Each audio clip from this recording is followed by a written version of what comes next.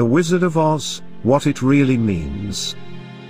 This appears to be a message to expose the banking cartel in America, and to let the people know that they have the power to liquidate them, and get back to Kansas, the real land and republic. The Wizard of Oz, written by L. Frank Baum, is not just a mere story. What is Oz a symbol for? Ounces. What is measured in ounces? Gold. What is the yellow brick road? Bricks or ingot bars of gold. The character known as the straw man represents that fictitious, all caps, legal fiction, a person the federal US government created with the same spelling as your birth name. Remember what the straw man wanted from the Wizard of Oz? A brain? No juristic person, legal fiction, paper corporation has a brain because he or she has no breath of life.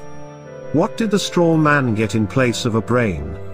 A certificate, a birth certificate for a new legal creation. He was proud of his new legal status, and all the other legalisms he was granted. Now he becomes the epitome of the brainless sack of straw who was given a certificate in place of a grain of common sense. Now, what about the Tin Man? Does taxpayer identification number, TIN, bring anything to mind? The poor Tin Man just stood there, mindlessly doing his work until his body, literally seized up and stopped functioning. He worked himself to death, because he had no heart or soul. He's the heartless and emotionless creature, robotically carrying out his daily task as though he were already dead. He's the ox pulling the plow and the mule toiling under the yoke. These days, his taskmasters just oil him nightly with beer, and place him in front of a hypnotic television, until his very existence no longer has any meaning or value. His masters keep him cold on the outside, and heartless on the inside, in order to control any emotion or feeling that might arise. The Cowardly Lion was always too frightened to stand up for himself. Of course, he was a bully and a big mouth when it came to picking on those smaller than him. Have you ever noticed how bullies are really the biggest cowards? They act as though they have great courage but, in reality, have none at all. They roar, but with no teeth of authority to back them up. When push came to shove, the Cowardly Lion always buckled, and whimpered when anyone of any size or stature challenged him. He wanted courage from the Grand Wizard, so he was awarded a medal of official recognition.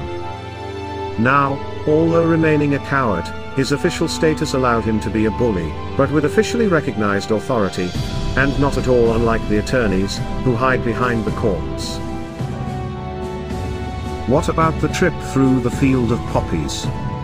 Did you notice how this had no narcotic effect on the straw man who had no brain, or the Tin Man with no heart or soul?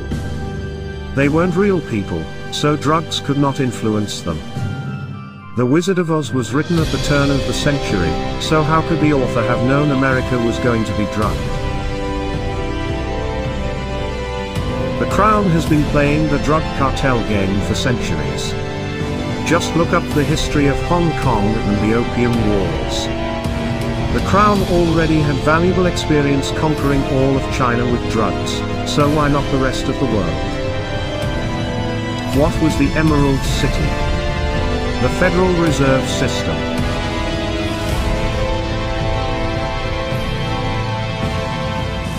Who finally exposed Wizard for what he really was. Toto, the cute and somewhat annoying little dog. Toto means in total, or altogether in Latin. What was it that the witch wanted after she alleged that the little dog had bitten her? Toto.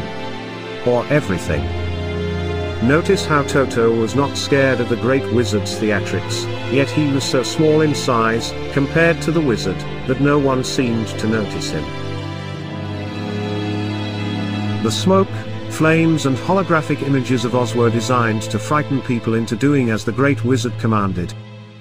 But Toto simply padded over, started barking until others paid attention to him and came to see what the barking was about. Who was behind the curtain? Just an ordinary person controlling the levers that created the illusion of the great wizard's power and authority. When Toto pulled back the curtain and completely exposed him, the charade was at an end. The veil hiding the corporate legal fiction and its false courts was removed. The wizard's game was up, and what was he after all? A conman, a fraud. We can see, in this tale, just how loud the bark from a little dog can be. Most of us remain silent and wait to be given whatever food and recognition, if any, by our legal masters. Let us not forget those flying monkeys, what perfect mythical creatures to represent the Bar Association attorneys, who attack and control the little people for the great crown wizard, the powerful and grand bankers of Oz. How, finally, was the evil witch destroyed? Pure, clean water? Liquidation. How did Dorothy finally get home? She simply clicked her heels. She always had the power, and so do we. What would it take to expose the wizard for what he is? We each need only a brain, a heart and soul, and courage. Then, and perhaps of the greatest importance, we need to learn how to work together. Only by working together, can we have the freedom that was given to us all, under the law of God.